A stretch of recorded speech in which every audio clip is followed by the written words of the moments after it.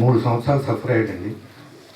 ఒక దారికి వచ్చింది, దాదాపు గట్టెక్కాడని అనుకున్నాం. కానీ అనుకున్న తర్వాత చివరిలో ఇతనికి ప్యాంక్రియాస్కి అటాక్ అయింది. ఇది ప్యాంక్రియాస్కి అటాక్ అవుతుంది. ప్యాంక్రియాస్ ఇది అది చాలా అరుదుగా వస్తుంటుంది. దానిలో అటాక్ అయిన తర్వాత మనిషి తట్టుకోలేకపోయాడు. 2 సంవత్సరం నవంబర్ వచ్చాడు హైదరాబాద్ వచ్చినప్పుడు బంధువులందరినీ కూడా హాస్పిటల్కి పిలిపించుకొని ఆయన అందరితో మాట్లాడి అప్పటికే మనిషి సగం అయిపోయాడు. అతనికి తెలుసు ఏంటి ఇది మనం బయటికి చెప్పుకునేది కాదు,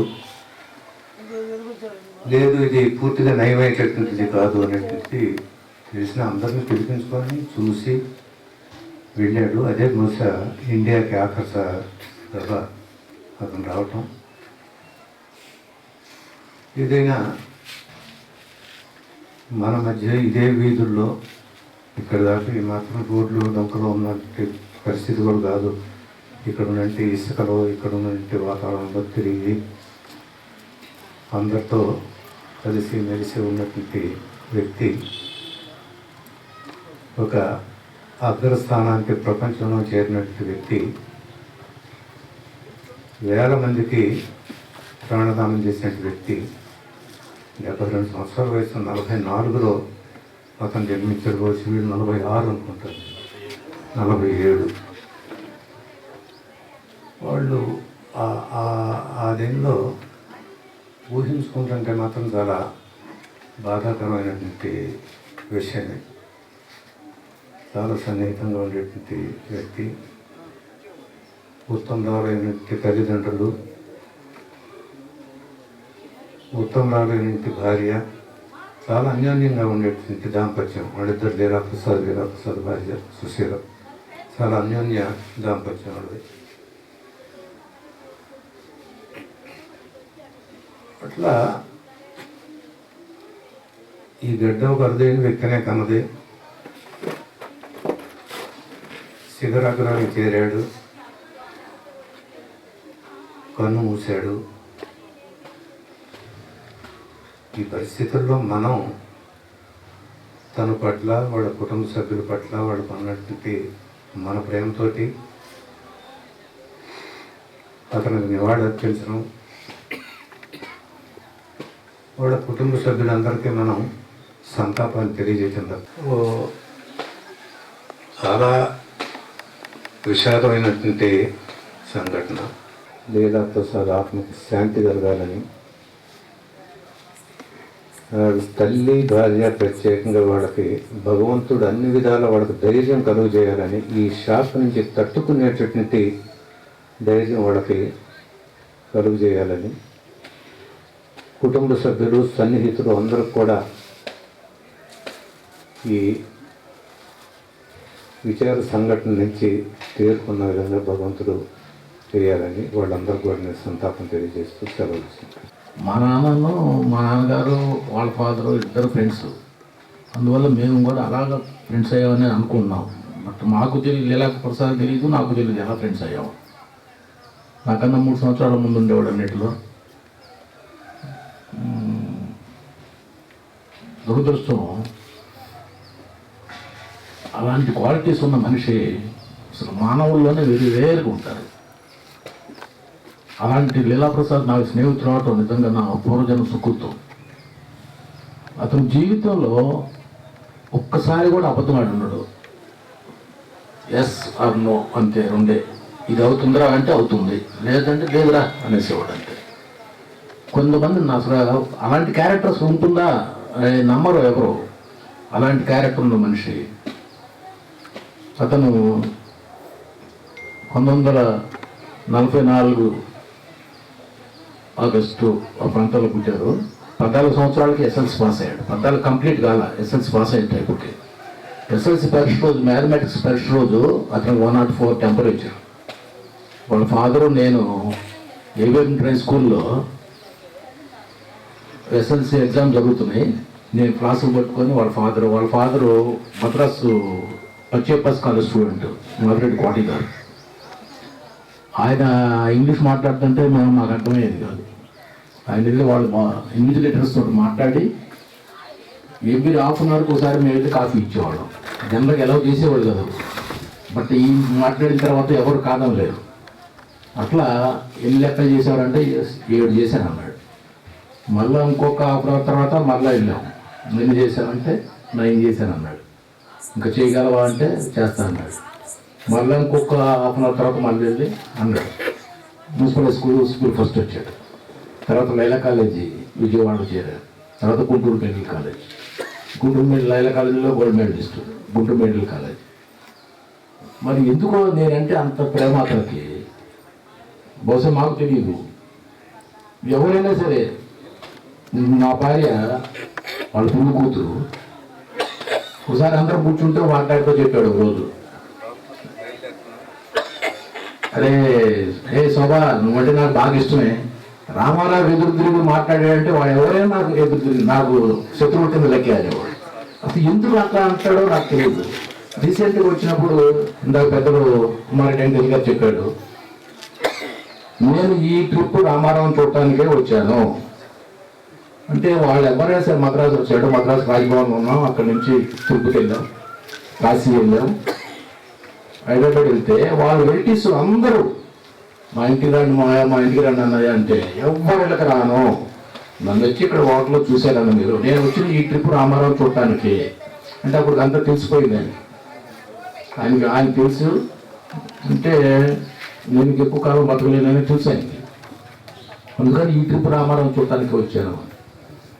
అసలు అతని క్వాలిటీస్, అతను మ్యారేజ్కి వెళ్ళాం, వాళ్ళ అబ్బాయి మ్యారేజ్కి వెళ్ళాం. పెద్దల మరటెంటోస్ గారు, నేను, డాక్టర్ ఆనంద్ గారు అందరం ఆ మ్యారేజ్కి వెళ్ళాం. ఆ రోజు మన పెద్దలంటే ఎంత గౌరవం అంటే ఆయనకి, ఆ రోజు వాళ్ళ డాక్టర్, వాళ్ళ గురువు గారు డాక్టర్ అబ్కేరిన్ అని ఉండేవాడు, అతనితో మాట్లాడిచ్చాడు. రెండవ వారం మన పెద్దల ఉమారెడ్డి వెంకటేశ్వర గారితో మాట్లాడిచ్చారు. అంత గౌరవం, పెద్దలంటే అంత గౌరవించేవాడు. అలాంటి క్యారెక్టరు, అంత తెలివిగల మనిషి. నాకు గుంటూరు మెడికల్ కాలేజ్ ఉన్నప్పుడు నేను ఇక్కడ ఆర్ట్స్ కాలేజ్ ఉన్నాను. ఇందాక తమ్ముడు శివాజీ చెప్పినట్టు మేమంతా స్పోర్ట్స్, రాజకీయాలు వీటిలో ఉండేవాళ్ళం. ఆయన ఏదో మామూలు చెడు గురించి మాడుతూ ఉండేవాడు, కానీ అసలు సబ్జెక్ట్ మీదే అంత కాంట్రేషన్. ఎప్పుడు ఈ కొంతమంది ఎక్కువ చదువుతారంటారు, గంటలు అది చదివేవాడు కాదు, ఊరిని అట్లా చూసేవాడు, వెళ్ళి ఎగ్జామ్స్కి వెళ్ళేవాడు. గుంటూరు మెడికల్ కాలేజ్ ఉన్నప్పుడు నాకు లెటర్ రాసేవాడు, నువ్వు స్టూడెంట్ లీడర్వి, స్పోర్ట్స్ మెన్ రా, ఆడపిల్లలను గొడవ చేయకూడదు, సిగరెట్ కాల్చకూడదు, మందు తాగకూడదు, ఇలాంటి క్వాలిటీసే నువ్వు నేర్చుకోవాలి. జనరల్ స్పోర్ట్స్ మెన్లు, స్టూడెంట్ లీడర్లు అంటే అన్ని ఆటేతనంగా ఉంటారు, అందువల్ల మీరు చాలా జాగ్రత్తగా ఉండాలంటే, నాకు అతను స్నేహితుడే కాదు, నా గైడు, నా ఫిలాసఫర్. అతని వల్లే నేను ఈ మాత్రం కొంచెం క్యారెక్టర్ నిలబెట్టుకున్నాను అంటే బికాస్ ఆఫ్ లీలా ప్రసాద్. అంటే అంత గొప్ప మనిషి. ఆ మ్యారేజ్కి వెళ్తే ఒక సెకండ్ మ్యారేజ్కి వెళ్ళాము, వాళ్ళ పిల్లల మ్యారేజ్ అన్నిటికీ అమెరికా వెళ్ళాను నేను. ఒకరోజు ఒక సెమినార్కి తీసుకెళ్ళాడు నన్ను. తీసుకెళ్ళి నా చిన్ననాటి స్నేహితులు, మా రిలేషన్స్ బంధుత్వం రిలేషన్ కాదు, మేము ఎప్పుడు చిన్ననాటి స్నేహితుల్లాగానే మా రిలేషన్, బంధుత్వంకి అసలు సంబంధమే ఉండేది కాదు. నా చిన్ననాటి స్నేహితులు అని పక్కన చేసేవాడు ఎవరికైనా. వాళ్ళు అప్పుడు ఆ సెమినార్లో డాక్టర్ అబ్కేరిన్ అని ఈ కోలన్ రెక్టమ్ సర్జరీలో సూపర్ స్పెషలిస్ట్ నెంబర్ 1 అతను అనమాట. అతను చెప్పాడు ఒక మీటింగ్లో, ఈయనంతటి డెవలప్మెంట్ కారణం డాక్టర్ లీలా ప్రసాద్. లీలా ప్రసాద్ వల్లే ఇదంతా డెవలప్ అయింది, ఈ సర్జరీ డెవలప్ అయిందంటే బికాస్ ఆఫ్ లీలా ప్రసాద్. అందుకని ఎంఎల్ ప్రసాద్ ఆపరేషన్స్ అండి. ఇప్పుడు కూడా అమెరికాలో ఎంఎల్ ప్రసాద్ ఆపరేషన్స్. నేను ఎంతోమంది పేషెంట్ని చూపెట్టాడు, హాస్పిటల్కి తీసుకెళ్ళేవాడు, ఎప్పుడు ఎమ్మటి వెళ్ళేవాడిని, వాళ్ళందరూ చెప్తూ ఉండేవాడు వీళ్ళందరికీ. వాళ్ళంతా పేషెంట్స్ అనేవాళ్ళు, ప్రసాద్ గారు ఉంటేనే ఆపరేషన్ చేయించుకుంటారు, ప్రసాద్ గారు చేస్తేనే ఆపరేషన్ మేము చేయించుకుంటాం అనేవాళ్ళు.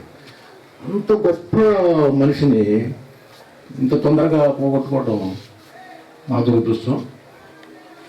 మా గ్రామంలో ఈ చదువు, ఎడ్యుకేషన్ గురించి మాట్లాడుకోవాలంటే లీలా ప్రసాద్, ప్రొఫెసర్ విల్ సత్యనారాయణ, ఉమారెడ్డి వెంకటేశ్వర గారు, విల్ శంకర్రావు గారు, ఇలాంటి వాళ్ళ గురించి ఆలోచించుకోవాలి. స్పోర్ట్స్ గురించి మాట్లాడుకోవాలంటే మా ఆంజ్ కోట్స్రా గారి గురించి మాట్లాడుకోవాలి, రాజకీయాల గురించి మాట్లాడాలంటే ఉమారెడ్డి వెంకటేష్ గారి గురించి మాట్లాడుకోండి. వీళ్ళందరూ మా గ్రామానికి ఎంతో పేరు ప్రతిష్టలు తెచ్చిన గొప్ప మనుషులు.